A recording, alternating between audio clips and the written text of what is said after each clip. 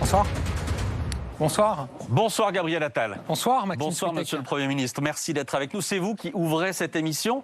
Juste un mot pour commencer sur les deux personnalités qui vont vous succéder. Juste après, Marine Tondelier et Jordan Bardella. Qu'est-ce que vous pensez d'eux? Qu'est-ce que vous pensez de Marine Tondelier? D'abord, ce que je veux dire, c'est que je regrette que ça ne soit pas un débat. Vous vouliez débattre? Moi, je suis toujours prêt à débattre. Je l'ai fait tout au long de cette campagne. J'étais totalement prêt à débattre et je regrette, puisque je comprends que c'est parce que M. Bardella n'a pas souhaité que ce débat ait lieu, je regrette qu'on ne puisse pas avoir ce débat. Je lui demanderai tout à l'heure pourquoi est-ce qu'il n'a pas voulu débattre. Moi, je vais vous dire, je pense qu'il a été probablement mal à l'aise dans un certain nombre de débats qui ont eu lieu ces dernières semaines, mis face aux contradictions de son programme, à des changements de pied permanents, à l'incapacité à dire comment il mettrait en œuvre certaines mesures. Je pense qu'on voit aussi chaque jour que des propos ou des photos sont découvertes sur certains de ces candidats. Encore hier, on a vu une candidate qui posait fièrement avec une casquette nazie, et que donc il est probablement mal à l'aise par rapport à tout ça. Mais moi je le dis, on est dans un moment historique, vous l'avez indiqué, et donc on a besoin de débat.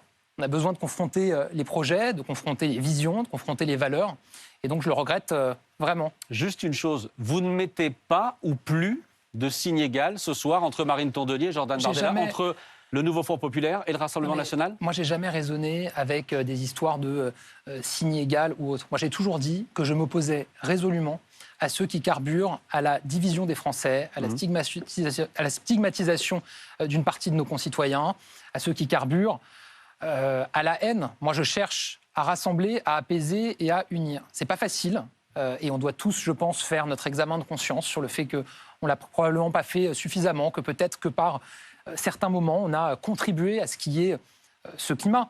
Mais moi, je pense que l'essentiel, et notre responsabilité à tous, c'est de rassembler. Vous commencez l'émission par un mea culpa. Je pense que les résultats de ces élections, le moment politique qu'on vit, il appelle à une profonde humilité. Une profonde humilité, évidemment. Et que chacun doit, je crois, se remettre en question. Au fond, dans ces élections, on a vu des Français nous dire qu'ils se sentaient pas compris dans ce qu'ils vivent. Pas reconnus pour ce qu'ils font, et souffrir d'une forme d'incertitude très forte vis-à-vis de l'avenir. Et moi, je dois reconnaître que probablement qu'on n'a pas apporté l'ensemble des réponses suffisantes pour répondre à tout ça. Je vous coupe parce que quelle réponse vous pouvez apporter au vote de dimanche soir? C'est précisément l'objet de la première interview avec Apolline de Malherbe qui nous rejoint. Apolline, c'est donc à vous. Bonsoir, Monsieur le Premier ministre. Bonsoir, Apolline de Malherbe. Je vais effectivement vous interroger sur votre programme, mais j'ai d'abord des questions très concrètes pour les tout prochains jours qui nous attendent, et plus précisément pour dimanche soir. Dans 3 jours, on vote. Et on se souvient qu'il y a quelques jours encore, Emmanuel Macron, le président de la République, avait évoqué un risque de guerre civile si les extrêmes l'emportaient. Est-ce que vous redoutez d'éventuelles émeutes dès dimanche soir et dans les jours qui suivent?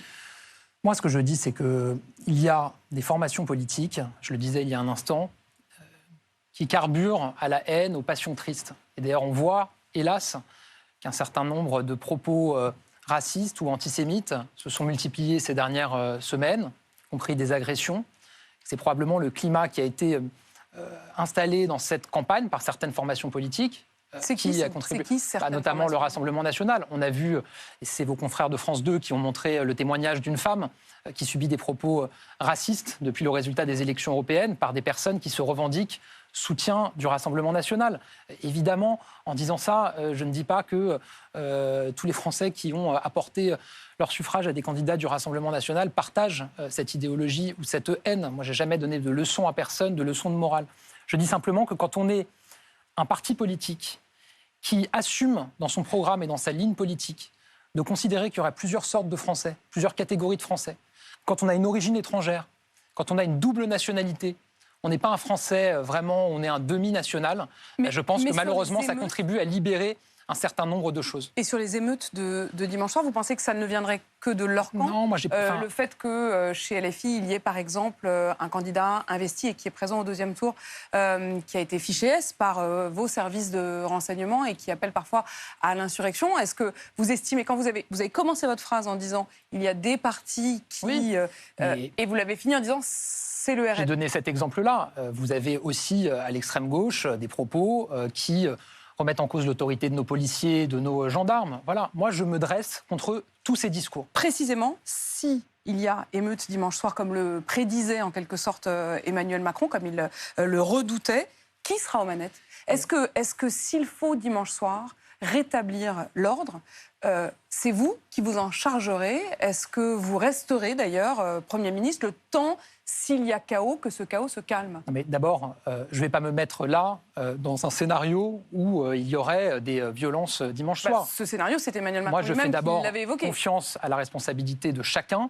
Et ça commence par les formations politiques qui doivent toutes garantir par leur discours, évidemment, une forme de calme, d'ordre et d'apaisement.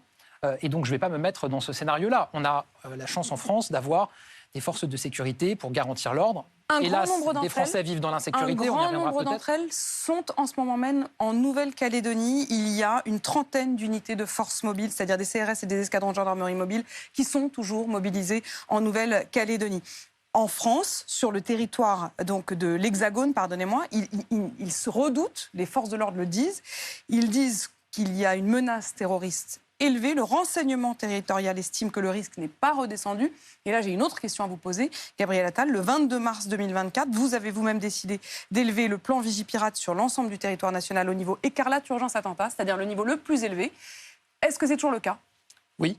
Donc au moment où on se parle, là, on mélange toujours... beaucoup de choses. Mais oui, je vous confirme. Après, la Nouvelle-Calédonie, c'est la France. Bien sûr. Il y a des troubles. Vous avez bien compris que c'était... Non, mais j'ai totalement compris que c'est ce que vous disiez. Mais ce que je veux dire, c'est que il y a des territoires français. Mais est-ce que vous ne redoutez français... pas que sur l'Hexagone, il y ait des émeutes dimanche soir et qu'on manque de troupes? Je n'ai pas d'informations qui me permettent de dire ça à Pauline de Malherbe. Et encore une fois, je pense qu'on doit tous faire attention par les propos qui sont les nôtres à garantir une forme d'apaisement, de tranquillité et d'ordre. Et donc moi, vous ne me trouverez pas parmi ceux qui cherchent à quelque part tendre les choses. Est-ce que dans un tel contexte, quand même, de menaces terroristes, comme vous l'évoquez, le fait d'avoir un ministre de l'Intérieur qui dit que s'il est élu dimanche soir, il ne reviendra pas au gouvernement, par exemple, le fait d'avoir fait cette dissolution, est-ce que ce n'était pas ajouter du désordre? Je vais vous dire, il n'y a pas de doute à avoir ou d'inquiétude à avoir sur le fait qu'il y aura toujours un gouvernement qui sera aux manettes pour garantir la sécurité des Français et que chaque ministre, dans les fonctions qui sont les siennes, seront évidemment mobilisés pour cela. Votre projet, Gabriel Attal, 33% des Français ont donc choisi de voter pour le programme du RN, qui est donc arrivé en tête dimanche dernier. La réponse que vous leur apportez depuis dimanche, c'est tout sauf le RN. Est-ce que ça, c'est un projet? Ce que j'ai dit avant le premier tour de cette élection, c'est qu'il y avait pour moi deux risques.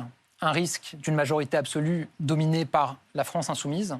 Ce risque-là est tombé à l'issue du premier tour de ces élections. Et il est notamment tombé grâce à notre mobilisation.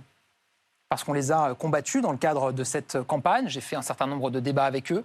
Parce qu'on a assumé dès le premier tour de désister un certain nombre de candidats dans des circonscriptions où un député de la France insoumise risquait d'être élu. Je vous donne un exemple. À Caen, on avait un député sortant, Fabrice Levigoureux, qui était député depuis 7 ans, qui a considéré que s'il se représentait, vu la situation politique locale, ça risquait de favoriser l'élection d'une députée de la France insoumise. C'est donc la réponse que vous apportez aux Français, qui à 33% ont choisi de voter pour le RN. Non, là, vous me demandez ma lecture des résultats. Non, je vous demande quelle réponse vous apportez aux questions qu'ont posées ces 33% de Français. Je vous explique pourquoi est-ce que la réponse que j'apporte aujourd'hui, c'est celle-là. Et donc ce député s'est désisté au profit d'un candidat de la droite républicaine, précisément pour écarter ce risque qu'une députée de la France insoumise soit élue sur sa circonscription. On a eu plus de 60 circonscriptions. On a renoncé à présenter des candidats pour cette raison notamment. Donc ce risque-là est tombé au premier tour. Quoi qu'il arrive, il n'y aura pas de majorité absolue dirigée par la France insoumise. J'avais alerté sur un deuxième risque, le risque d'une majorité absolue dirigée par le Rassemblement national. La lecture du premier tour de ces élections, c'est que ce risque-là existe. Vous me faites donc une... Et donc on doit se mobiliser. Vous me faites donc une réponse en termes de parti, de décision d'organisation, de barrage. Parce que vous m'interrogez sur le fait que je combattais question, et je vous la répète, les députés du RN. 33% des Français a choisi de voter pour le programme du RN. Quelle est la réponse que vous leur apportez? Et donc j'y viens, parce que c'était la question sur la lecture des résultats. Ensuite, je le disais il y a un instant à Maxime Switek, il y a des Français qui considèrent, qui ressentent que les politiques ne sont pas conscients des difficultés qu'ils vivent et que sur un certain nombre de sujets, les résultats ne sont pas là. C'est vrai pour des questions de fond, Je pense notamment aux questions de pouvoir d'achat et aux questions de sécurité. Il y en a d'autres. Et pour moi, c'est parmi les 2 sujets sur lesquels on est le plus attendu aujourd'hui et sur lesquels beaucoup de Français considèrent qu'on ne va pas assez loin. Et dès le début de cette campagne, j'ai annoncé dans le programme que j'ai présenté qu'on souhaitait aller plus loin, plus fort sur ces questions-là. Est-ce que c'est toujours le cas? Prenons tout de suite le thème de la sécurité. Le pouvoir d'achat, vous allez en parler avec Nicolas Dose juste après. Sur la sécurité, après les drames qui ont touché Sam Shedin et Samara, vous vous étiez exprimé sur la question notamment de la fermeté vis-à-vis des mineurs. Vous aviez dit, nous allons agir partout, dans les classes, dans les familles, pour la sécurité, l'ordre, le respect de l'autorité dans notre pays. Et notamment revenir sur l'excuse de minorité. Est-ce qu'au moment où on se parle, c'est-à-dire après les élections européennes, vous êtes toujours dans cet état d'esprit? Oui, tout à fait. D'abord, depuis ce discours et le chantier que j'ai lancé à Viry-Châtillon, j'ai pris un certain nombre de décisions puisqu'il y a des mesures que je pouvais prendre sans passer par la loi. Notamment la création des travaux d'intérêt général pour les moins de 16 ans, puisque ça n'existait pas. Et donc, à ma demande, le garde des Sceaux a pris une circulaire pénale. Désormais, il y a ces travaux d'intérêt général pour les mineurs de moins de 16 ans qui n'existaient pas auparavant. C'est le fameux « tu casses, tu répares, tu salis, tu nettoies, tu défies l'autorité, on t'apprend à la respecter » que j'ai dit dès ma déclaration de politique générale. Vous l'avez dit, mais l'avez-vous fait? J'ai été raillé pour ça. Sur les mesures d'intérêt général, c'est fait. Maintenant, c'est possible. Ensuite, il y a des mesures qui nécessitent la loi. Et j'ai annoncé très concrètement ce que je voulais faire à l'issue de cette élection si les candidats Ensemble pour la République disposent d'une majorité pour le faire. 1, une plus grande responsabilisation des parents. J'ai notamment annoncé qu'on pourrait plus facilement reconnaître le manquement à l'obligation parentale. Vous savez qu'aujourd'hui, il faut un manquement grave d'un parent pour considérer qu'il y a manquement à l'obligation parentale. J'ai annoncé que je voulais changer la loi pour que maintenant une série de manquements légers, par exemple laisser régulièrement son enfant qui a 12 ans traîner dans la rue la nuit, par exemple ne pas se préoccuper de la non-assiduité de son enfant au collège, ça doit pouvoir faire l'objet. Est-ce que tout cela, Gabriel Attal, que en effet vous avez évoqué avant les européennes, depuis j'ai quand même noté, et nous sommes nombreux à l'avoir fait, que vous tendiez la main notamment à un certain nombre d'élus que vous estimez être dans l'arc républicain, le PS, qui est au sein du Front populaire, a plutôt commencé à répondre à l'appel. François Ruffin dit par exemple, OK pour gouverner ensemble. Alors il impose ses conditions, il dit à 2 conditions, l'abrogation de la réforme des retraites et le retour de l'impôt de l'ISF, donc l'impôt sur la fortune. Johanna Rolland, la maire socialiste de Nantes, numéro 2 du PS, dit oui pour travailler ensemble si on abroge la réforme des retraites et qu'on abroge la loi asile-immigration. François Hollande dit on pourrait travailler ensemble et il parle comme réponse qu'il pourrait faire avec vous de mettre en place la proportionnelle, la loi sur la fin de vie, la décentralisation. Voilà des pistes de réforme consensuelle. Voilà ce qu'il dit. Moi, je ne suis pas du tout là-dedans. Moi, je ne suis pas là Quand vous dites une majorité plurielle, c'est sur quel projet? Je n'ai pas parlé de majorité plurielle, mais peut-être juste si vous me laissez terminer sur la sécurité, parce que je pense que les Français qui nous regardent, ça les intéresse de savoir quelles sont les autres mesures que je propose. Mais précisément, si vous tendez la main j'en cite à juste ces élus-là, 2 ou 3 supplémentaires parce que c'est important. Il y a la responsabilisation des parents. Je propose la création d'une comparution immédiate pour les mineurs, qui n'existe pas aujourd'hui. Vous prenez aujourd'hui 2 cambrioleurs récidivistes, un qui a 17 ans, un qui a 18 ans. Celui qui a 18 ans pourra être sanctionné tout de suite. Celui qui a 17 ans ne sera pas sanctionné avant 8 ou 9 mois. Je veux changer ça, comparution immédiate, y compris pour les mineurs. Mais vous voulez le changer en tant que qui? Comment? Vous voulez le changer en tant que qui? Je me présente dans cette élection avec des candidats Ensemble pour la République qui ont un programme. Ces mesures et bien d'autres font partie de ce programme. On souhaite pouvoir les appliquer. Ensuite, vous invitez. Mais moi, vous savez, d'autres à venir. Aujourd'hui, vous allez devoir discuter. Aujourd'hui, je parle aux Français. Et aujourd'hui, je me bats pour que les candidats Ensemble pour la République soient les plus nombreux possibles à l'Assemblée nationale pour protéger les Français. Et pour avoir une majorité? Protéger leur pouvoir d'achat, puisque les autres formations politiques veulent augmenter leurs impôts. Notamment l'Alliance de la gauche qui annonce déjà 50 milliards de hausse d'impôts qu'ils souhaiteraient défendre dès cet été. Et le programme du Rassemblement national, on le voit bien, les entreprises l'ont beaucoup compris et leurs représentants dénoncent ce programme, se traduirait par des augmentations d'impôts. Donc les candidats Ensemble pour la République, s'ils deviennent députés, ils protégeront les Français des augmentations d'impôts. Ils protégeront les Français avec des mesures pour la sécurité comme celles que je viens d'évoquer, qui feront partie des textes de loi qu'on portera au Parlement. Vous venez de dire les impôts. Moi, je lis que Loïc Signor, qui est quand même porte-parole de Renaissance, à la proposition de François Ruffin d'un retour sur l'impôt sur la fortune, dit, au fond, pourquoi pas? on pourrait réfléchir à un ISF climat avec la majorité plurielle. Attendez, moi, là, ce que je vous dis, c'est que il est porte-parole de votre... Je vous dis que le programme des candidats ensemble, l'ISF. Le programme des candidats ensemble pour la République, c'est pas d'augmentation d'impôts. C'est très clair, on s'y est engagé, je le redis ici, on ne souhaite pas augmenter les impôts. De l'autre côté, vous avez l'Alliance de la gauche qui dit on va augmenter la CSG avec ce qu'ils appellent la CSG progressive, on va créer 14 tranches d'impôts sur le revenu, on va refaire payer des charges par les salariés sur les heures supplémentaires. On en parlera avec Nicolas Dose tout à l'heure.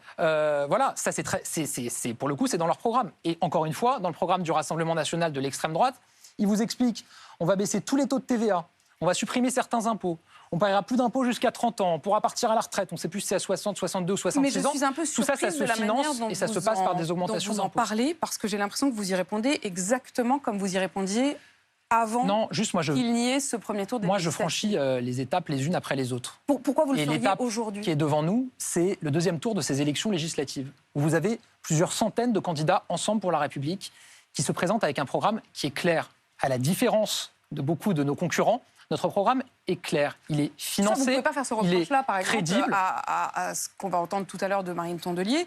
Ils ont un programme avec le nouveau Front populaire. Je vous donne un exemple. Très précis. Non, je vous donne un exemple. Vous pouvez ne pas être d'accord. Ils disent par exemple, on va faire la CSG progressive. Alors on leur demande, c'est quoi le barème ? À partir de combien est-ce que la CSG augmente ? Quel niveau de retraite ? Là, ils ne répondent pas. Et donc on va chercher le dernier amendement qu'ils ont porté à l'Assemblée nationale sur la CSG progressive. On voit que vous avez de la CSG qui augmente, je ne sais plus si c'est 1 200 € de retraite. Vous aviez dit 1 200. Et là, ils disent non. Alors dites-nous quel est le vrai barème. Vous voyez, moi quand je parle de clarté, c'est que dire on augmentera des impôts mais on ne dira pas exactement pour qui, comment, quand, ça ne me semble pas être très clair. Nous au moins c'est clair. Pas d'augmentation d'impôts avec les candidats ensemble pour la République. Qu'est-ce qui a changé ? Qu'est-ce que vous êtes prêt à changer ? Qu'est-ce que vous répondez ? Encore une fois, ils sont quand même 33% à avoir voté pour le Rassemblement national. Et aujourd'hui, vous redites exactement la même chose qu'avant. C'est-à-dire, je ne comprends pas ce qui a changé. D'abord, ce programme, je l'ai présenté après les élections européennes et après un message très clair. Depuis le premier tour de législative. Là. Mais après les élections européennes, au moment de l'annonce de la dissolution, du début de cette campagne, j'ai présenté avec nos candidats un programme qui déjà tenait compte du message qui avait été envoyé par beaucoup de Français au moment des élections européennes, qui était évidemment pour une part un message national, notamment sur ces questions de pouvoir d'achat et de sécurité. Donc ma réponse, c'est d'abord sur ces enjeux qui sont majeurs pour les Français. Parce que les Français, ils ont le droit, quand ils travaillent, de pouvoir vivre de leur travail, et ils ont le droit d'avoir une vie tranquille, de vivre en sécurité. Or, ça, c'est des phrases que vous disiez mot pour mot il y a déjà 6 mois. Que j'ai annoncé des mesures supplémentaires, des engagements supplémentaires qui vont plus loin que ce qui était prévu. Sur les questions de sécurité, on a donné quelques exemples. Il y en a d'autres, on pourra y revenir longuement. Sur la question du pouvoir d'achat, je comprends qu'on va y revenir dans un instant avec Nicolas Dose. C'est dans quelques minutes. Mais je vous repose quand même la question sur les propositions de François Ruffin, de Johanna Rolland, de François Hollande, qui sont des gens avec qui, si vous imaginez cette sorte de coalition centrale, mais moi, autour de certains projets... Moi, ce que j'ai dit, c'est qu'il y a deux alternatives. Enfin, il y a une alternative avec deux possibilités. Soit vous avez l'extrême droite qui a une majorité absolue. Je pense que ce serait terrible pour le pays. Je le dis vraiment très sincèrement. Je pense que trier les Français selon leur origine, considérer qu'il y a des faux Français quand ils ont une double nationalité, c'est l'inverse de nos valeurs et ça va précisément contre l'apaisement qui est souhaité par la majorité des Français. Et je pense qu'en termes économiques, pour les emplois des Français, et ça, tous les représentants des entrepreneurs, des chefs d'entreprise l'ont dit, je pense que ce serait catastrophique. L'autre possibilité, c'est que vous ayez, je n'ai pas parlé de majorité plurielle, que vous ayez une Assemblée nationale plurielle. Disons que c'est comme ça que François Hollande l'a compris. Puisqu'il dit, nous pourrions imaginer... Je ne suis pas le porte-parole de François Hollande. François Hollande, il dit ce qu'il veut. Moi, ce que j'ai dit... À la fin, si c'est leur groupe qui arrive devant le vôtre, c'est moi, je me bats, eux qui dicteront je me bats pour que... on a plusieurs centaines de candidats ensemble pour la République. Tout le monde, en tout cas beaucoup dans les commentateurs, expliquaient au début de cette campagne des législatives qu'ils allaient disparaître, que cette... troisième voie allait disparaître. On a montré que non au premier tour. Est-ce que vous pourriez travailler avec quelqu'un comme Johanna Rolland ? Quand j'ai pris la tête de cette campagne, on était à 14%, Apolline de Malherbe. Au premier tour des élections législatives, on a fait près de 21%, c'est-à-dire près de 7 points de plus qu'au moment du début de cette campagne. On a eu plus de 300 candidats qualifiés au second tour de ces élections législatives. Qu'est-ce que ça veut dire ? Ça veut dire que vous êtes satisfait ? Non, ce que je suis en train de vous dire, c'est que moi, je me bats pour nos candidats, pour qu'ils soient les plus nombreux possibles à l'Assemblée nationale, pour protéger les Français des hausses d'impôts, défendre leur pouvoir d'achat, protéger les Français en investissant pour leur sécurité avec des mesures nouvelles qui vont plus loin que tout ce qu'on a fait auparavant. Et que c'est ça mon combat aujourd'hui, c'est pas d'aller discuter de mesures avec Monsieur Hollande. J'entends parfaitement mais sur le fond, propositions que vous faites. d'ailleurs, mettre en place une proportionnelle, remettre la loi sur la fin de vie, une loi sur la décentralisation comme des pistes de réforme consensuelles, voilà ce qu'il dit, François Hollande, pourquoi pas, non? Mais nous-mêmes... Enfin, je veux dire, vous venez du même parti au départ et vous pourriez vous entendre. Mais nous-mêmes, on a engagé un chantier sur la question du millefeuille territorial pour simplifier les choses, pour clarifier les compétences des différentes collectivités locales. Éric Woerth nous a remis un très bon rapport sur le sujet, Boris Ravignon aussi, on a déjà fait des annonces sur le sujet. François Ruffin sera sans doute élu, s'il est élu, grâce à vous, grâce à l'énergie qu'Emmanuel Macron ou vous ont mis à convaincre son adversaire, qui était une élue, qui était une candidate de chez vous, de se retirer et d'appeler à voter pour François Ruffin. Est-ce que vous allez jusqu'au bout de cette logique? C'est-à-dire, quand François Ruffin, sur RMC hier, dit pourquoi pas gouverner ensemble, mais dans ces cas-là, il faut deux conditions, l'abrogation de la réforme des retraites et le retour de l'ISF. Est-ce que, comme Loïc Signor, vous dites l'ISF, par exemple, on peut en discuter? Mais je veux dire, c'est pas parce que certains se lancent dans des scénarios, des hypothèses, enjambent les échéances électorales avant qu'elles aient lieu, que je suis obligé de le faire. Moi, ce que je vous dis, encore une fois, c'est que je me bats pour que nos candidats soient les plus nombreux dans l'hémicycle. Parce que je pense qu'on a le meilleur programme pour protéger les Français, pour ne pas repartir avec une hausse massive du chômage, alors qu'on a le taux de chômage le plus bas depuis 25 ans, le taux de chômage des jeunes le plus bas depuis 40 ans, et que je pense que le matraquage fiscal qui nous est proposé à gauche ou à l'extrême droite serait catastrophique pour nos emplois et nos entreprises. Je me bats pour ça, précisément pour que nos candidats deviennent des députés qui pourront défendre ça pour les Français. Merci Apolline. Monsieur le Premier ministre, tout au long de la journée, les téléspectateurs de BFM ont pu scanner le QR code avec leur téléphone portable, notamment pour vous envoyer à vous les questions. Il y a une question qu'il faut peut-être à 20h52 purger tout de suite, comme ça c'est fait. Question de Paul. Paul L, il a 26 ans. La dissolution a-t-elle finalement servi à quelque chose? Il y a une élection qui est en cours. Il y aura un deuxième tour. Les Français vont se prononcer. Donc ça aura servi à ça. Les Français se prononcent. Voilà, à l'occasion de cette élection. Moi, j'ai eu l'occasion de le dire à plusieurs reprises quand j'ai été interrogé sur la dissolution. Je ne regarde pas dans le rétroviseur. Voilà, c'est une décision qui a été prise par le président de la République, qui est le seul autorisé à prendre cette décision en vertu de la Constitution. Il y a des élections qui ont lieu. Moi, je me bats maintenant pour nos candidats, parce que je pense encore une fois qu'on doit protéger le pouvoir d'achat des Français des hausses d'impôts, investir pour leur sécurité, leur santé, l'éducation, sur les questions de handicap dont on ne parle jamais dans les débats, jamais dans ces émissions qui sont absolument majeures. Et je me bats pour éviter que l'extrême droite dispose d'une majorité absolue. Un jour, vous raconterez ce que vous avez réellement senti au moment où Emmanuel Macron vous a dit qu'il allait dissoudre? Je ne sais pas si ça intéresse beaucoup nos concitoyens. Voilà, visiblement, dans la question qu'on reçoit, il y en a beaucoup qui se posent des questions sur le pourquoi et à quoi ça a servi. Je pense que le destin du pays et ce qui va se passer concrètement dans la vie des Français à l'issue de ces élections, selon la majorité qui en ressortira, je pense que ça préoccupe plus les Français que de savoir ce que j'ai ressenti quand j'ai appris que l'Assemblée nationale allait être dissoute. On passe aux questions économiques avec Nicolas Dose. On revient au programme. Nicolas. Ça, hein. C'est bien de revenir un peu au programme et pas juste au désistement, machin, c'est pas mal. C'est quand même le sujet. Oui, merci. Merci, Nicolas. On peut compter sur Nicolas Dose. Très franchement, Gabriel Attal, bonjour Monsieur le Premier ministre. Bonjour. Vous avez dit que vous aviez un programme clair. Je l'ai trouvé tellement clair que je l'ai trouvé transparent. Il n'y a pas d'économie. Il n'y a pas de programme économique. Vous n'avez pas de programme économique pour ces législatives. D'abord, ce qui est sûr, c'est que nous, on a une ligne qui est de ne pas augmenter les impôts, ni sur les entreprises, ni les Français. Donc peut-être que vous êtes déçus qu'on n'en change pas. C'est vrai que ça aurait beaucoup alourdi le programme. Mais là, je vais peut-être vous décevoir. Non, on ne veut pas changer là-dessus. Et je vais vous dire, je pense qu'économiquement, on a remis notre pays sur de bons rails. Moi, je fais partie d'une génération qui a grandi en entendant en permanence que le chômage de masse, c'était une fatalité. Qu'on n'arriverait jamais en France à sortir du chômage de masse. Qu'on resterait toujours collé à 10% de chômage. Qu'est-ce que je vois aujourd'hui? Qu'on a fait la moitié du chemin vers le plein emploi. On a le taux de chômage le plus bas depuis 25 ans. Le taux de chômage des jeunes le plus bas depuis 40 ans. On a créé 2 500 000 emplois ces dernières années. Il y a 1 million d'apprentis chaque année dans les entreprises. Je connais ces chiffres. Ça, c'est positif. Oui, je connais ces chiffres. Ils sont tous exacts.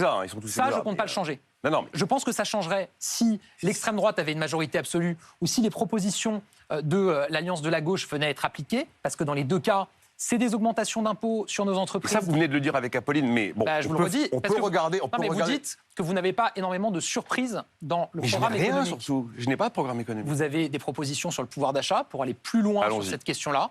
Allons-y. un certain nombre de propositions. Vous voulez commencer par laquelle?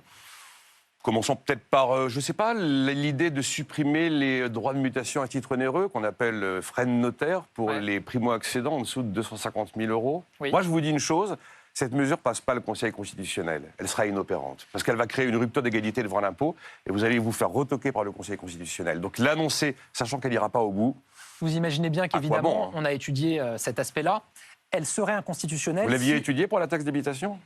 Comment? Vous l'aviez étudié pour la taxe d'habitation. Il a finalement fallu devoir la supprimer pour l'ensemble des Français parce que, non, justement... c'était différent, parce que là, c'était que pour une catégorie de Français. Je vais vous donner un exemple sur l'exonération de frais de notaire pour la primo-accession à la propriété jusqu'à 250 000 euros de biens. C'est une mesure d'abord que je défends parce qu'elle est majeure, parce que moi, je pense qu'une part du rêve français, c'est de pouvoir devenir propriétaire de son logement. Et si possible, d'ailleurs, une maison individuelle avec un petit jardin pour les enfants et pour la famille. Et moi, je veux que les jeunes Français, les jeunes couples qui travaillent, ils puissent accéder à ce rêve-là. Je comprends bien. Vous avez la certitude que cette mesure irait jusqu'à son terme si elle était engagée. Il y aurait eu une fragilité constitutionnelle, par exemple, si elle était ciblée sur un âge. Si on disait c'est que pour les jeunes. Là, constitutionnellement, il y aurait une rupture d'égalité. C'est pas ce qu'on fait. On dit c'est sur la primo-accession. Vous pouvez être primo-accédant quand vous avez 35 ans, 37 ans, 40 ans, mais aussi quand vous avez 50 ans. Je suis d'accord, je ne suis pas constitutionnaliste, donc je n'irai pas jusqu'à affirmer qu'effectivement elle ne passerait pas. Je la défends parce que c'est une mesure importante pour l'accès à la propriété. Et moi, je veux que des Français qui travaillent, qui ont pour rêve, et ils sont nombreux, de pouvoir devenir propriétaires de leur résidence principale, ils puissent le devenir. Alors, j'ai vu des réactions de professionnels de l'immobilier sur ces histoires de frais de notaire, considérant que si on fait cette suppression, on aura un phénomène de report sur les prix, et qu'en fait, le gagnant de l'histoire, ce sera le vendeur. Il y a toujours des inquiétudes, des risques. Moi, je pense que si on se focalise là-dessus, on finit par ne rien faire. Donc, il y aura des évaluations qui seront faites de cette mesure. Moi, je pense qu'elle peut fonctionner. Il y a d'autres mesures. Triplement du plafond de la prime de partage de la valeur, qu'on a appelé prime Macron. Aujourd'hui, le plafond est à 3 000 euros. Si mon souvenir est bon, c'est désocialisé, il n'y a pas de cotisation sociale, mais désormais, ça n'est plus défiscalisé. Il y a de la CSG, de la CRDS et de l'IR. Vous dites, on va monter de 3 000 à 10 000 euros. Moi, quand je vois ça, je me suis dit, mais à quoi bon ? Le montant moyen 2023 de la prime de partage de la valeur a été 885 euros. Les entreprises qui déjà aujourd'hui vont au plafond des 3 000 sont à peu près zéro. Quelques grands groupes du CAC qui peuvent se le permettre. Monter le plafond à 10 000, personne n'ira au plafond. C'est pas parce qu'on triple le plafond qu'on va tripler le montant de la prime. Et est-ce que vous savez pourquoi? Sinon, on la met à 30 000. Mais pourquoi est-ce que le plafond a été autour de 800 ou 1 000 euros? La moyenne, c'est 885 euros versés. Parce que c'était versé en une fois. Là, ce qu'on propose, c'est non seulement de tripler le plafond, mais on donne la possibilité de le verser en plusieurs fois, voire même de le mensualiser tout au long de l'année. C'est pour ça que ça sera, à mon avis, plus soutenable pour les entreprises qui, beaucoup, en ont fait la demande. C'est une prime, vous l'avez dit, qui est versée par les entreprises aux salariés, qui ne coûte rien en impôts à l'entreprise et qui a été versée l'an dernier à 6 millions de salariés. J'ai vu. Oui. Voilà.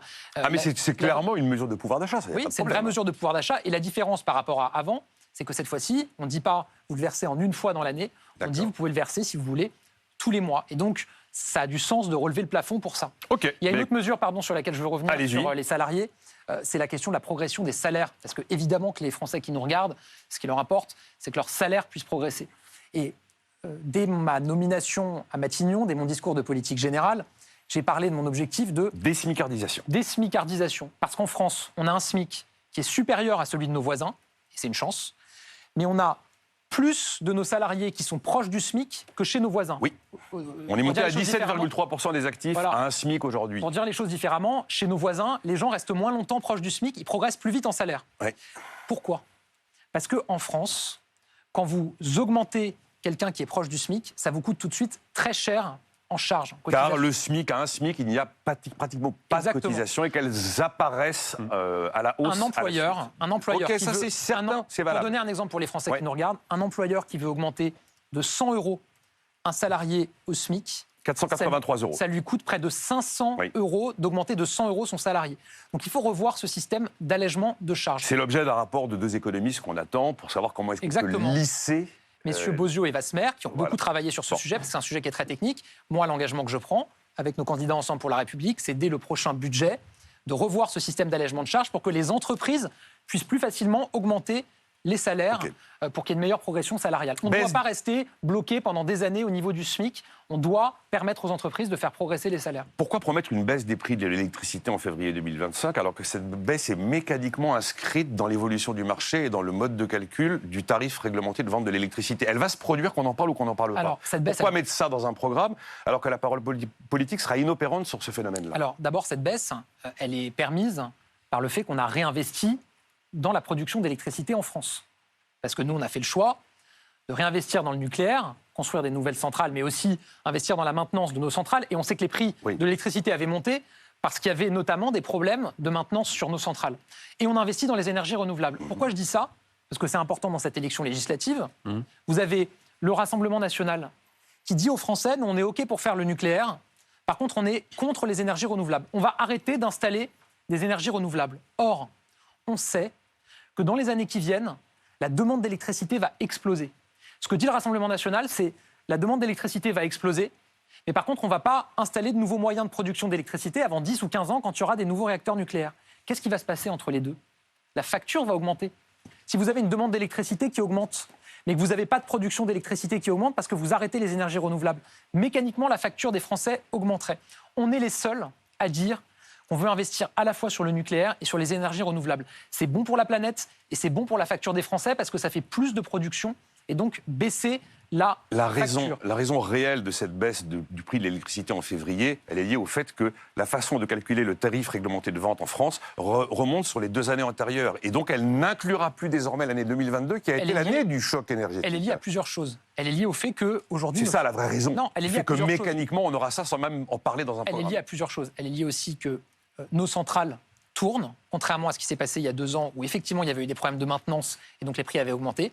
Elle est liée au fait qu'on a baissé, je vous le rappelle, à 0 la taxe sur l'électricité pendant la crise de l'inflation pour que l'augmentation de la facture des Français soit contenue et donc qu'on ne la relève pas à ce qu'elle était avant la crise. C'est en 2 étapes. Voilà, on ne la relève pas à ce qu'elle était avant la crise. Sinon, on a fait la moitié du chemin. Mais sinon, il n'y aurait pas de baisse de la facture d'électricité de 15% à l'hiver prochain. Et ensuite, je vais plus loin, on a obtenu de l'Union européenne de revoir les règles de tarification de l'électricité pour le déconnecter du prix du gaz.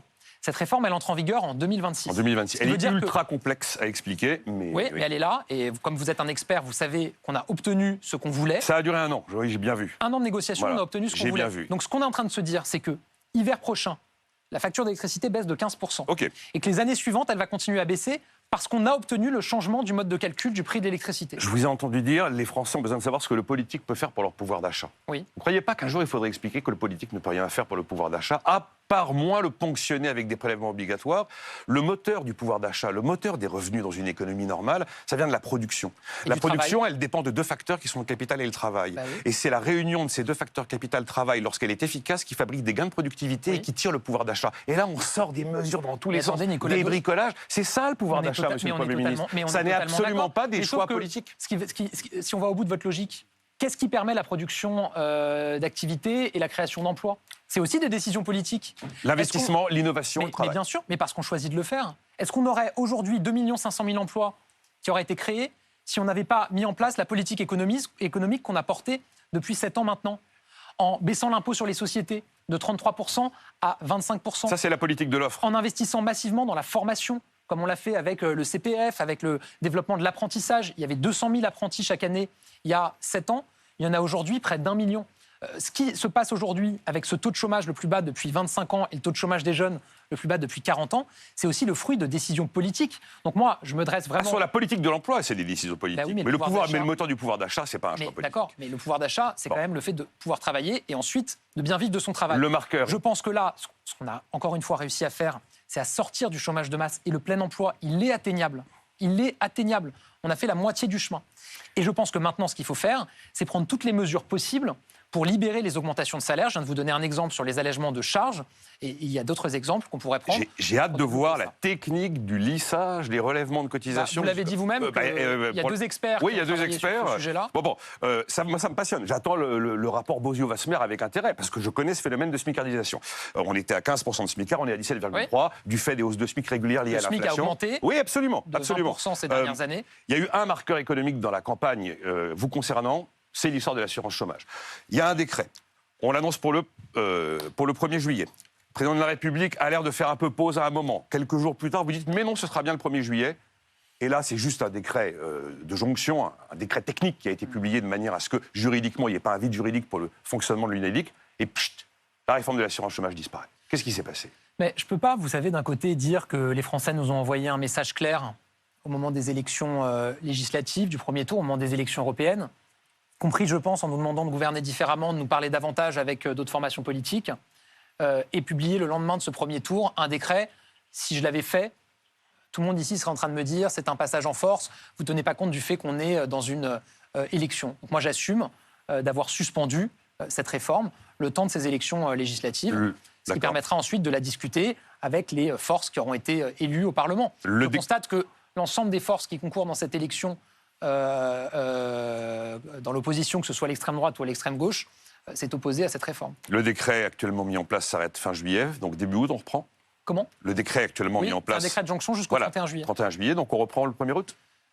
D'ici au 31 juillet, je souhaite qu'il puisse y avoir des discussions. D'accord. Et donc ça veut dire que le 1er août, si vous êtes là, on peut reprendre cette réforme de l'assurance chômage? Il y aura des discussions avec des forces politiques qui ont été élues au Parlement autour de cette réforme. Vous avez promis... Attendez, juste une chose. Oui. Sur l'assurance chômage, le décret, le président de la République le savait? Comment? Le président de la République le savait? Évidemment qu'il y a eu des échanges entre nos équipes les jours qui ont précédé, bien sûr. Parce qu'on a lu Oui. dans la presse que vous n'aviez pas prévenu le président de la je vais vous République dire, là-dessus. D'expérience, il ne faut pas croire tout ce qu'on lit dans la presse. Pas tout, mais je trouve que parfois, on tombe juste. Parfois, oui. Mais en l'occurrence, parfois, il y a des choses qui sont écrites qui ne sont pas exactes.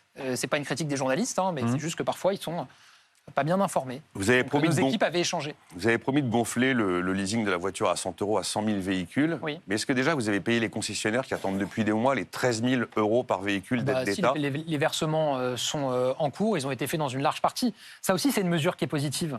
Parce qu'on a toujours tendance à dire...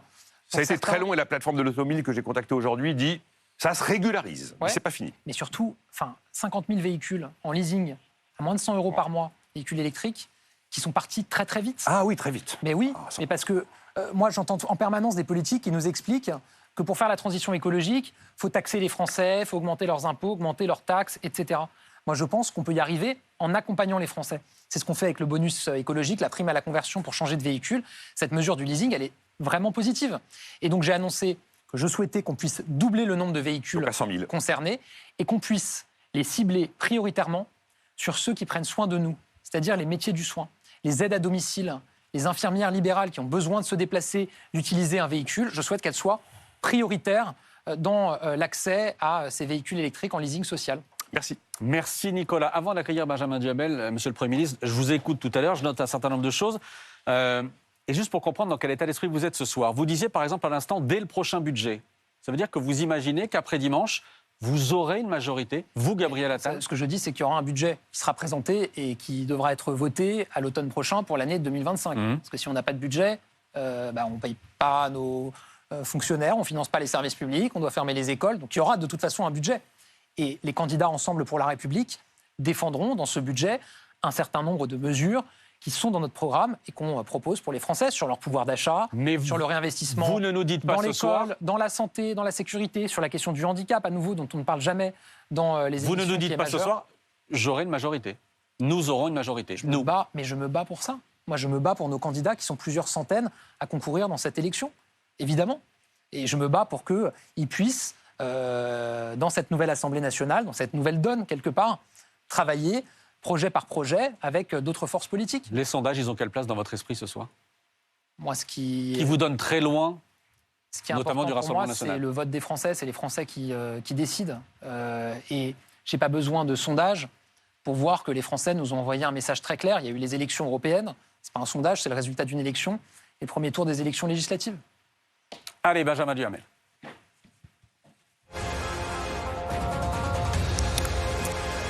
Benjamin qui se replace. Oui. C'est important parce que Nicolas, Nicolas n'a pas besoin de la chaise. Perturber le dispositif. Benjamin, je vous en prie. Bonsoir Gabriel Attal. Bonsoir. Avant de vous interroger sur la question du Front républicain, sur ce que vous appelez une assemblée plurielle, parce que je vais revenir sur ce qui a été évoqué par Apolline, juste, c'est une forme de prolongation de la question de Maxime. La tradition républicaine veut que, dans le cadre de législatives, quand des élections sont perdues, que le Premier ministre donne sa démission au président de la République. Est-ce que le 7 juillet au soir, vous avez prévu de donner votre démission à Emmanuel Macron, si, comme ce que les sondages montrent, et vous-même, vous reconnaissez, je vous écoutais à la radio ce matin, vous disiez, voilà, force est de constater qu'on n'aura pas la majorité absolue. Est-ce que vous donnerez votre démission au président de la République le 7 juillet au soir, selon le résultat des élections, Benjamin Duhamel. Moi, je me bats encore une fois. Je vois bien toutes les questions qui, finalement, cherchent à me conduire à expliquer que on va perdre ces élections, que ça va être terrible le soir. Vous avez des dit élections. vous-même, Gabriel Attal, ce matin à la radio, que vous n'auriez pas la majorité Ce que absolue. je dis, c'est qu'il y aura une Assemblée nationale, une nouvelle donne, Ouais. avec des forces politiques différentes qui, peut-être projet par projet, devront chercher à faire avancer le pays. Mais est-ce que vous vous voyez rester à Matignon dans ces conditions? Est-ce qu'il y a un monde où vous restez à Matignon? Moi, je me bats pour nos candidats et pour cette élection qui est importante dimanche. Ensuite, je vous rassure, vous aurez toutes les réponses me concernant. Encore une fois, je pense que ce qui préoccupe les Français aujourd'hui, c'est moins la question des personnes que ce qui va se passer pour le pays. C'est pas la même chose s'il y a une majorité absolue de l'extrême droite. Parce que là, je ne vais pas revenir sur ce que je disais tout à l'heure, sur le projet terrible en termes de stigmatisation d'une part de nos concitoyens, parce qu'ils sont binationaux, qui seraient en fait des demi-nationaux. Ils nous expliquent qu'ils veulent les priver d'accès à la fonction publique. Maintenant, ils disent que c'est que pour certains postes. Ça ne sera pas pareil avec une majorité de députés dont 1 sur 4 dans leurs candidats aujourd'hui ont tenu des propos racistes, antisémites ou homophobes. Et où tous les jours, il y a de nouvelles découvertes. C'est pas pareil si on a nos entreprises qui se cassent la figure parce qu'ils veulent augmenter les impôts, parce qu'ils ont des dépenses qui ne sont pas financées. Mais si je puis me permettre, c'est pas qu'une question de personne, c'est une question d'inquiétude de la part de Français qui voient bien, qui déjà sont pour certains un petit peu effrayés de la décision de dissoudre du président de la République, et qui se disent, que se passe-t-il le 7 juillet, le 8 juillet au soir, alors qu'arrivent les Jeux Olympiques, la préparation, la nécessité tout simplement qu'il y ait une conduite des affaires. Nos confrères de l'opinion, ce soir, disent l'Élysée travaille à un scénario où vous resteriez à Matignon le temps de former un autre gouvernement. Est-ce qu'il y a une possibilité que vous disiez, par esprit républicain, au fond, je vais encore, pendant quelques jours, quelques semaines, expédier les affaires courantes? Non, mais d'abord, que les Français, pour une partie importante d'entre eux, soient déboussolés par la situation, évidemment. Tous les jours, je suis sur le terrain. J'étais encore, juste avant de venir sur votre plateau, pas très loin d'ici, sur ma circonscription avant, pour échanger avec eux. Évidemment qu'ils sont déboussolés par la situation. Moi, ce que je dis, c'est que le moyen le plus sûr d'être rassuré quelque part, s'ils sont d'accord avec ce qu'on propose, c'est d'aller voter pour nos candidats ensemble pour la République et de faire en sorte qu'il n'y ait pas de majorité absolue pour l'extrême droite. Donc vous ne voulez pas répondre sur la possibilité de faire une forme de tuilage ou de rester Premier ministre le temps de... Encore une fois, je pense que les questions de personnes intéressent moins les Français que le fond et ce qui leur arrivera dans leur vie quotidienne. Gabriel Attal, votre position, vous la répétez depuis dimanche dernier, c'est pas une voix pour le Rassemblement national. Sauf que visiblement, vous avez du mal à convaincre vos ministres. Après Bruno Le Maire, Aurore Bergé, Catherine Vautrin, le ministre de l'Intérieur, Gérald Darmanin, a fait savoir aujourd'hui qu'il ne votera jamais pour le RN, ça pour le coup, comme vous, ni pour la France insoumise. Vous n'avez plus l'autorité suffisante pour imposer votre ligne à vos ministres? Non, mais vous l'avez dit, j'ai dit pas une voix pour le Rassemblement national. Oui. Et est-ce que vous avez trouvé un ministre qui dit qu'il faut voter pour le Rassemblement national? Non, mais Gérald Darmanin dit qu'il ne pourra jamais voter pour la France insoumise. Son entourage fait savoir qu'il y a un désaccord avec vous, alors que vous-même, encore ce matin, vous parliez à un auditeur à la radio, vous disiez, bah oui, ça peut ne pas nous faire plaisir, mais si on est face au Rassemblement national, il faut voter pour la France insoumise. Non, je n'ai pas dit ça, je n'ai pas prononcé ce mot voter pour la France insoumise. Ce que j'ai dit, c'est que j'ai alerté avant le premier tour de cette élection sur 2 risques majeurs. Une majorité absolue dirigée par la France insoumise. Ce risque-là, à l'issue du premier tour, il est écarté. Quoi qu'il se passe ce dimanche, la France insoumise ne sera pas en mesure de gouverner le pays. Il y a ensuite un deuxième risque sur lequel j'ai alerté, c'est une majorité absolue dirigée par l'extrême droite, le Rassemblement national. Ce risque-là, il existe. Et donc c'est ce risque-là qu'on doit combattre aujourd'hui. Gabriel Attal, Gérald Darmanin renvoie dos à dos le RN et la France insoumise. Je vous ai dit tout à l'heure. Je veux bien que vous n'aimiez pas les questions politiques, mais là, c'est un ministre qui affirme, et son entourage le dit, qu'il n'est pas d'accord avec vous. Ce que je vous ai dit tout à l'heure, moi, c'est que je ne fais pas des comparaisons, des signes égaux, etc. Moi, je me bats pour l'apaisement des Français, pour le rassemblement des Français, pour l'unité dans notre pays. Et donc, je me bats pour les candidats Ensemble pour la République qui défendent une France sûre de ses forces, fidèle à ses valeurs, confiante pour son avenir et lucide sur les problèmes des Français. Après, chacun est libre, parce que chacun est un responsable politique, un citoyen par ailleurs, de faire des commentaires politiques, de faire des déclarations politiques. C'est ce que fait Gérald Darmanin. Mais chacun est libre. Voilà. Et par ailleurs, je vais vous dire, ceux qui sont le plus libres, c'est les Français, qui décident de leur vote. Moi, j'ai jamais aimé, par exemple, le terme consigne de vote. Parce que je trouve... les Français, heureusement, il y en a qui sont derrière nous, est-ce que vous répondez à des consignes? Mais ils n'ont pas de micro. Bah non. Non, mais ils font nom de la tête. Non, mais ils font long de la tête. On ne répond pas à des consignes. D'accord. Enfin, un Français, Alors, un citoyen, il va voter en son âme et pas de conscience. consigne, Gabriel Moi, Attal. j'ai alerté. Oui. Ce que j'ai fait, c'est que j'ai alerté en disant qu'il y a un risque d'une majorité absolue Rassemblement national de l'extrême droite. Alors qu'il n'y en a pas. J'ai détaillé tout ce qu'il y a dans leur programme qui serait terrible pour le pays. Ouais. Et donc, j'ai eu un mot d'ordre qui est de dire il ne faut pas une voix pour le Rassemblement national. Alors, dans ce cas-là, les Français, ils font ce qu'ils veulent. Alors, puisqu'il n'y a pas de consigne, puisque vous n'aimez pas les consignes et que vous prenez à témoin les téléspectateurs et les spectateurs ici, un exemple simple. Dans une circonscription, si vous avez le choix entre le Rassemblement national et la France Insoumise, est-ce que vous dites... Non mais attendez, Gabriel Attal, il y a certains de vos électeurs, certains de vos soutiens, certains de vos sympathisants qui se trouvent dans cette situation, qui pour certains hésitent. Ils ont, dans un deuxième tour, un duel entre le Rassemblement national et quelqu'un de la France Insoumise. Qu'est-ce que vous leur dites? Benjamin Duhamel, je viens de vous dire que je ne voulais pas donner de consigne de vote. Mais parce que les vous, qu'est-ce que Français- vous feriez? Mais je ne suis pas dans cette situation, Benjamin Duhamel. Moi, je me présente dans ma circonscription, donc je vais voter pour moi. Voilà. Et vous avez dans plusieurs centaines de circonscriptions des candidats Ensemble pour la République pour lesquels Donc vous nos ne pouvez- concitoyens donc peuvent ça, c'est voter. une question à laquelle délibérément vous ne souhaitez pas répondre, Mais parce alors que- même que, pour le coup, à gauche, eux disent clairement, Benjamin si on Duhamel. est dans une circonscription avec le Rassemblement national et la majorité sortante, il faut Benjamin faire barrage, Duhamel. il faut voter pour eux. Avant même qu'on commence à parler de ce sujet-là, je vous ai dit que pour moi, le concept de consigne de vote, je n'ai pas employé ce terme. Moi, j'ai alerté sur un risque. Excusez-moi, qui est quand on ne dit aujourd'hui pas une le voix au risque le Rassemblement plus important. national, Non. je veux bien que ce ne soit pas une consigne, Ce que j'ai mais dit, c'est ça y qu'il y avait- ressemble quand ce même. que j'ai dit, c'est qu'il y avait un risque qu'il y ait une majorité absolue dirigée par la France insoumise et que grâce à notre mobilisation, parce qu'on a désisté dès le premier tour une soixantaine de candidats, Ouais. notamment dans des circonscriptions où la France insoumise pouvait être élue, ce risque est écarté. Et qu'aujourd'hui, dans ce deuxième tour, ceux qui peuvent avoir une majorité absolue, c'est désormais l'extrême Mais droite. donc, je et suis donc, désolé, j'ai eu je un ne mot comprends- d'ordre. Oui, mais je ne pas comprends un- toujours pas ce que doit faire un de vos électeurs, un de vos sympathisants dans une Mais parce circonscription que, avant avec même ce que type vous de posiez duel. cette question, je vous ai dit que moi, je n'étais pas là pour donner des consignes de vote à nos électeurs. Donc ils font ce qu'ils veulent. Encore une fois, mais enfin, encore heureux qu'un électeur fait ce qu'il veut. Encore heureux qu'en France, sinon on Donc il serait n'y a pas dans de barrage au sinon on Rassemblement serait national. dans un autre modèle.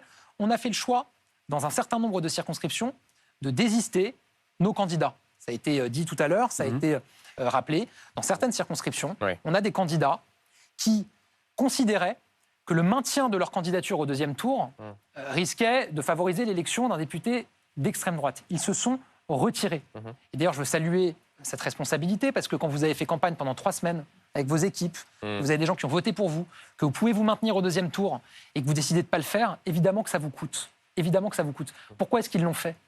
Ils l'ont fait parce que conscients que le risque de ce deuxième tour, c'est une majorité absolue pour l'extrême droite et qu'ils ont voulu l'éviter. Donc oui, on a pris nos responsabilités, nos candidats ont pris leurs responsabilités. Sur ces désistements, est-ce que vous entendez l'inconfort qui peut être celui de certains de vos soutiens et de sympathisants qui ont entendu pendant toute la campagne des législatives le président de la République dénoncer un nouveau Front populaire immigrationniste dont le programme permettait le changement de sexe en mairie, carrément, alors qu'il s'agissait de l'état civil, qui expliquait également que son programme menait à la guerre civile. Est-ce qu'au fond, avec le recul, vous ne regrettez pas des mots trop forts que vous auriez eus sur cette force de gauche, alors que précisément aujourd'hui, vous dites qu'il faut faire barrage au Rassemblement national? Est-ce que vous n'êtes pas allé trop loin? Moi, ce que j'ai dit depuis le début, c'est que en s'alliant avec, quelque part derrière la France insoumise, des partis d'une gauche normalement républicaine, social-démocrate, finalement se sont mis derrière un parti qui défend un programme et qui a des valeurs qui sont assez éloignées de la social-démocratie et de la République.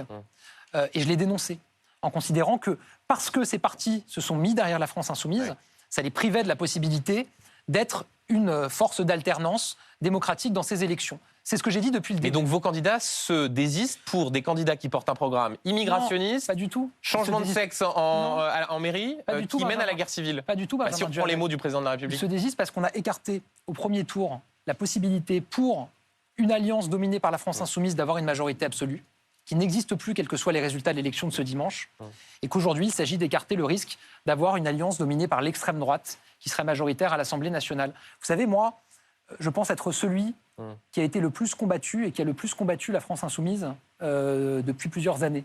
Je rappelle que la France insoumise m'a attaqué, y compris en justice, pour avoir fait respecter la loi de 2004 sur la laïcité à l'école en interdisant le port de l'abaya et du camis dans nos établissements scolaires. Je rappelle que la France insoumise a déposé et voté plusieurs motions de censure contre mon gouvernement. Je rappelle que j'ai débattu dans le cadre de cette campagne avec des représentants de la France Insoumise et que j'y suis pas allé par 4 chemins pour démonter leur programme et un certain nombre de choses. Mais alors justement, Gabriel Attal, toujours sur la France Insoumise, on a entendu vos prises de position, mais dans ce cas-là, est-ce que vous comprenez là encore le trouble de ceux qui voient que dans la 8e circonscription du Nord, le candidat insoumis David Guiraud fait face au Rassemblement national et le candidat de votre majorité, qui s'appelle Tariq Mekki, a appelé à voter pour David Guiraud. Il a pris une position personnelle et tout de suite, vous avez entendu que la formation politique d'Ensemble pour la République a pris position clairement au niveau local et au niveau national. Donc c'était une erreur d'appeler à voter pour David Guiraud. C'est une position, il a dit pour qui il voterait, c'était une position personnelle.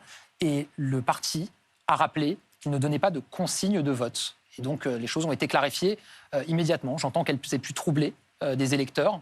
Les choses ont été clarifiées immédiatement. Qu'est-ce que vous répondez à Marine Le Pen par rapport à ce que vient de dire Benjamin Duhamel? Marine Le Pen qui dit ce soir, en réalité, il y a un parti unique aujourd'hui. Et qu'est-ce qu'il propose, ce parti unique? Le bourbier. Non, mais vous savez, tout ça, c'est la dernière trouvaille de Mme Le Pen et de M. Bardella pour éviter qu'on parle de leurs candidats dont un quart ont tenu des propos racistes, antisémites, homophobes. Tous les jours, on a une trouvaille. Il y en a maintenant même qui ont fait des prises d'otages, qui ont porté des casquettes nazies.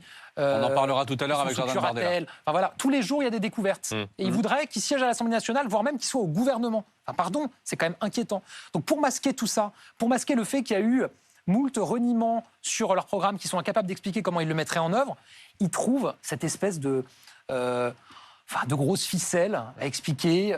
Ils vont gouverner ensemble avec la France. Mais personne n'est dupe. Gabriel Attal, vous dites personne n'est dupe. Il s'est quand même passé quelque chose d'extrêmement singulier ce matin en Conseil des ministres. En Conseil des ministres, vous y étiez. Ouais. Emmanuel Macron a dû préciser, c'est là qu'on voit qu'on est quand même dans une drôle de période, préciser qu'il n'était pas question de gouverner avec la France Insoumise. Quand on est obligé de le préciser. Mais pourquoi il est obligé de le préciser? Parce que depuis des jours, il y a des médias qui relayent cette grosse ficelle du Rassemblement national. Personne, aucun Français n'imagine que c'est possible qu'on gouverne avec la France Insoumise. Enfin, regardez, je vous ai donné les exemples tout à l'heure d'à quel point ils m'ont combattu, à quel point je les ai combattus. Mais à quel point on est aux antipodes. Le président de la République, en Conseil des ministres, est obligé de dire ce genre de choses. Vous avez des médias qui relayent cette grosse ficelle de l'extrême droite et du Rassemblement national. Des médias qui relayent, qui interrogent Marine Le Pen, Jordan Bardella, et donc, sans doute un manque de clarté. C'est important qu'on réponde, mais vous savez, aujourd'hui, j'étais sur le terrain, j'étais à Senlis, j'étais dans ma circonscription. Je veux dire, il n'y a pas un Français qui croit à cette grosse ficelle. Ils ont bien vu que ceux qui combattent les extrêmes, qui ont combattu la France Insoumise, c'est nous. Et ceux qui ont été combattus par eux, c'est nous. Donc c'est pas le sujet. Je rebondis sur la discussion que vous aviez il y a un instant avec Apolline de Malherbe sur, au fond, les deux choix que vous présentez aux Français. D'une part, la majorité absolue pour le RN, et d'autre part, ce que vous appelez une assemblée plurielle.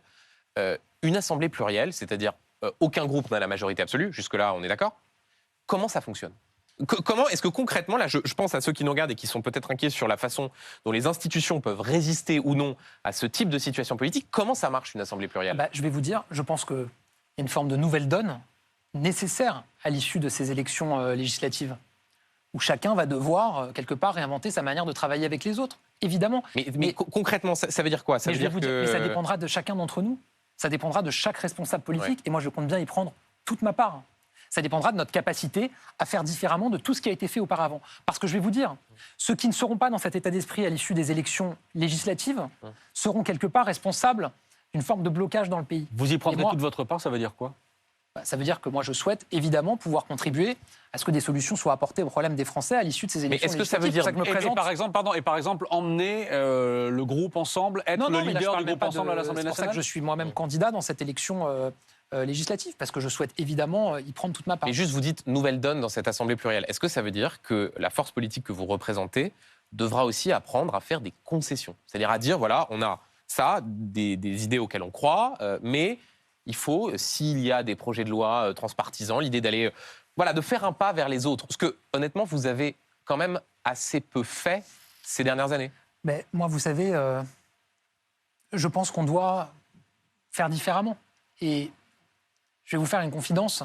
Allez-y. Quand j'ai été nommé Premier ministre, la première chose que je me suis dite, c'est pour le prochain budget, je voudrais ne pas faire de 49.3. Je m'étais fixé comme objectif de me dire, je ne ferai pas de 49.3 sur le prochain budget. Parce que je veux qu'on mette quelque part tout le monde un peu au pied du mur, de se dire, il faut qu'on travaille ensemble, il faut qu'on trouve des solutions ensemble. Et que comme de toute façon, il faut un budget, ça permette à chacun de sortir de ses retranchements et de trouver des solutions. Voilà. Quand j'étais ministre à Bercy, j'avais pas réussi. J'avais créé ce qu'on appelle les dialogues de Bercy pour mettre toutes les oppositions autour de la table pour essayer de trouver des convergences sur le budget. Je n'avais pas réussi à l'époque à ce qu'il n'y ait pas de 49.3 sur le budget. Par contre, j'avais réussi, et ça avait été peu commenté dans les médias, à faire adopter le budget de fin d'année sans 49.3, alors qu'on avait la majorité relative. Donc moi, je vais vous dire, je pense que c'est possible. Vous dites assemblée plurielle, faire différemment. Là encore, c'est vraiment œuvre de pédagogie pour ceux qui nous regardent. S'il y a une assemblée plurielle, il faut qu'il y ait un gouvernement qui soit l'émanation de cette assemblée plurielle.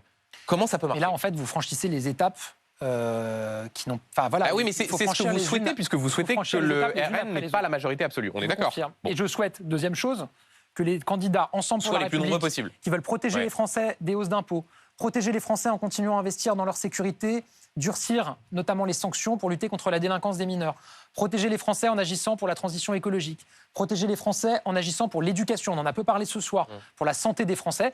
Je souhaite qu'ils soient les plus nombreux possibles dans cette nouvelle Assemblée nationale pour pouvoir mettre en œuvre. Gabriel Attal, si vous voulez rassurer les Français, il faut leur expliquer le saut dans l'inconnu que peut représenter le 8 juillet. Et donc, ces Français-là veulent savoir qui sera à ses places, qui sera ministre, qui sera à Matignon.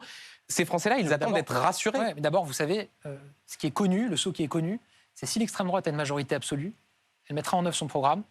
Je rappelle que le programme économique a été qualifié par les représentants de tous les chefs d'entreprise, que ce soit les représentants des grandes entreprises, des petites et moyennes entreprises, de catastrophes économiques qui détruiraient des emplois. Ils mettront en œuvre la stigmatisation des Français qui ont une double nationalité, qui sont binationaux. Et ça, je peux vous dire que ça serait terrible pour le pays. Parce que ça serait le contraire de l'apaisement et parce que ça serait terrible pour les emplois des Français. Mais il faudra quel type de profil, Gabriel Attal, au gouvernement ? Pardon d'insister, mais pour encore une fois, ceux qui nous regardent... Enfin, encore une fois, vous aurez des élections législatives. Il y aura différentes formations politiques qui seront représentées à l'Assemblée nationale. Je souhaite que les candidats Ensemble pour la République, qui se présentent avec un programme clair, avec une garantie faite aux Français que leurs impôts n'augmenteront pas, ce qui n'est pas le cas des autres candidats qui concourent dans cette élection, qui proposent tous, de manière plus ou moins assumée, des augmentations d'impôts. Je souhaite que ces candidats soient les plus nombreux possibles à siéger à l'Assemblée. Est-ce que, par exemple, l'Union nationale, ça a du sens ? On verra les résultats des élections. Encore une fois, je pense qu'il faut franchir les étapes les unes après les autres. Encore quelques questions sur ce sujet avant de parler du président de la République. Est-ce qu'il y a une crise de régime est possible ? Au fond, la question qui se pose, c'est de savoir si Emmanuel Macron a réussi à, au fond, dérégler les institutions qui apparaissaient comme les plus solides de tous les pays occidentaux. Est-ce que vous craignez une crise de régime comme le président du Sénat ? Moi, je pense que les Français vont se prononcer à l'occasion de ce deuxième tour. Il y a une participation massive au premier tour. J'espère qu'elle le sera aussi au second tour, parce que rien n'est fait dans aucun sens. Et donc, je pense que c'est important, évidemment, que nos concitoyens se mobilisent et que la légitimité des députés qui seront issus de ce deuxième tour sera très forte, notamment du fait de la participation, et leur donnera la possibilité d'agir pour protéger nos concitoyens. Sur votre rôle, vous disiez il y a un instant, je prendrai ma part. Est-ce que c'est la part d'un chef de l'opposition ? Est-ce que c'est la part d'un vieux sage qui a été Premier ministre et qui reste en... Ben oui, non, mais, et qui au fond reste... C'est vrai que j'ai des cheveux blancs de plus en plus. Hein, vous êtes beaucoup plus vieux que Benjamin Duhamel. Comment ? Vous êtes beaucoup plus vieux que Benjamin Duhamel. C'est pas difficile. Voilà. Et qui reste en surplomb. Comment est-ce que vous imaginez ? Parce que voilà, vous dites, je veux prendre ma part. Chef de l'opposition, les mains dans le cambouis, plutôt en retrait. Moi, je suis candidat dans cette élection avec tous ceux qui se présentent sous la bannière Ensemble pour la République, avec un programme clair. Et mon souhait, à l'issue de ces élections, c'est de mettre en œuvre les mesures que je juge utiles pour protéger les Français. Les protéger des hausses d'impôts, protéger leur pouvoir d'achat, les protéger dans leur sécurité du quotidien, les protéger en ayant une école qui fonctionne bien pour leurs enfants et une santé qui est accessible à tous. C'est ça ma priorité. Encore une fois, la question de la personne. Non, mais attendez, je pense que les Français qui nous vous avez une façon de balayer d'un revers de main toutes les questions. Non, parce que je pense ça intéresse quand même les gens de savoir pour qui ils votent, quelles sont les responsabilités à venir de... Mais je pense que les Français qui nous regardent, ce qui les importe, c'est plutôt le sanctionne ou plébiscite. C'est plutôt ce qu'on propose et le programme. Sur des enjeux qui sont clés. On a assez peu parlé d'éducation. Depuis le début de cette émission, j'ai dit que je trouve que dans les émissions qui nous réunissent, que ce soit les débats ou les émissions, on ne parle jamais des questions de handicap qui sont pourtant majeures pour des millions de Français. Donc oui, je propose avec nos candidats dans cette campagne le remboursement intégral des fauteuils roulants, de renforcer l'école inclusive pour que les enfants en situation de handicap à l'école puissent être accompagnés par des AESH, la simplification des démarches dans les MDPH. Je suis désolé de parler de tous ces sujets, mais, vous avez une élection législative, c'est aussi ça. C'est aussi, et peut-être surtout, un programme et des mesures pour les Français. Deux dernières questions. Vous serez dans la majorité ou dans l'opposition vis-à-vis du président ? Pardon ? Est-ce Moi, que je me vous serez... présente, Benjamin Duhamel, avec nos candidats Ensemble pour la République, pour appliquer un programme que j'ai présenté dans le cadre de cette campagne. Et vous citez jamais Emmanuel Macron. Là, j'ai calculé depuis le début de cette émission. C'est une élection législative. Donc il a disparu, la figure du président. Non, justement, le président de la République, c'est le seul qui, à l'issue de ces élections, est assuré d'être toujours à sa place. Parce qu'il est président de la République et que, quel que soit le résultat du scrutin, il sera toujours président de la République jusqu'en 2027. Des élections législatives, vous votez pour des députés à l'Assemblée nationale et en fonction des majorités à l'Assemblée nationale, c'est un gouvernement qui est nommé ensuite. Le fait que vous ne le citiez pas, c'est le signe qu'il y a une rupture entre vous? Non, c'est le signe que c'est des élections législatives. Il n'y a pas de rupture entre le président de la République et vous? C'est des élections législatives. Les Français, ils votent pour élire des députés. C'est pas un référendum. Non, mais c'est intéressant que là-dessus, vous ne répondiez pas. Si vous étiez aussi aligné avec le président, vous diriez... Je suis Premier ministre. J'étais en Conseil des ministres encore ce matin avec le président de la République. Ne cherchez pas à créer des sujets. Vous continuez à le dire que vous lui devez tout? C'est lui qui m'a nommé Premier ministre le 9 janvier dernier. Et c'est lui qui m'a nommé au gouvernement la première fois. C'est par lui que j'ai été nommé. Et si je me suis présenté aux élections en 2017, que j'ai été élu, j'étais déjà élu local dans ma commune. Si j'ai été élu député, c'est après son élection. Évidemment, je ne suis pas là... je sais quand même comment je suis arrivé ici. Vous connaissez plus zélé défenseur de votre relation avec le président de la République. Merci Benjamin Duhamel. Avant d'accueillir Marine Tondelier, et encore une question. Elle vous est posée par un téléspectateur qui regarde l'émission ce soir, qui s'appelle Gérard. Je ne sais pas d'où vient Gérard. Il nous pose la question de manière très simple. Est-ce que l'appel au barrage, à un barrage au RN, n'est-il pas une atteinte à la démocratie? Et il précise lorsqu'il émane de groupements incapables de s'entendre entre eux. Non, c'est ce que Est-ce que ce n'est pas une atteinte à la démocratie? Non, moi j'ai dit tout à l'heure que j'aime pas ce terme de consigne de vote et que ce qu'on a fait, c'est alerter sur le risque. Moi je pense que notre responsabilité, c'est de dire aux Français, une fois que vous avez une élection, votre lecture de l'élection et ce qui peut se passer dans un deuxième tour. Et ce que j'ai dit, c'est que le risque majeur de ce deuxième tour, c'est que l'extrême droite dispose d'une majorité absolue. J'ai dit pourquoi ce scénario, je le craignais beaucoup et je le rejetais beaucoup. Mais parce que se désister, ça va au-delà que de pointer simplement le danger. Se désister, ça prive les téléspectateurs, oui, les Français d'un choix. Parce que les Français, ils peuvent voter comme ils veulent. Les Français, ils votent comme ils veulent. Vous avez des candidats, vous avez la possibilité de voter blanc, vous avez la possibilité de ne pas voter. Les Français décident, c'est toujours eux qui décident. Et ça, il ne faut jamais l'oublier. Oui, mais les Français avaient décidé de mettre tel ou tel candidat au deuxième tour et vous l'enlevez. Eh bien, ils ont la possibilité de voter pour un autre candidat, ils ont la possibilité de voter blanc, ils ont la possibilité de ne pas voter. Ils décident. Et je rappelle qu'il y a aussi une liberté qui est quand même celle des candidats de se maintenir ou de se désister. Il ne faut pas l'oublier, ça non plus. Vous avez des candidats, et encore une fois, je pense que pour certains, ça leur a coûté beaucoup, qui ont fait le choix de se désister alors même qu'ils pouvaient rester au deuxième tour. Ils l'ont fait pourquoi?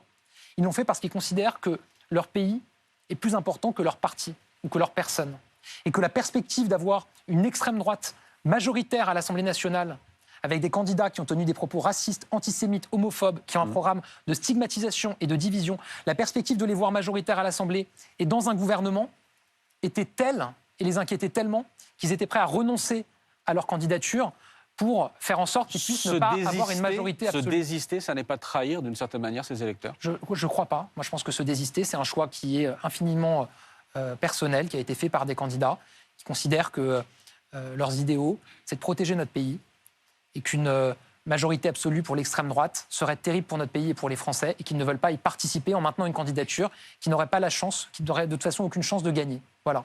Moi, je salue plutôt la responsabilité des candidats qui ont fait ce choix. Choix historique dimanche. Merci beaucoup, Monsieur le Premier ministre, d'avoir été face à BFM ce soir.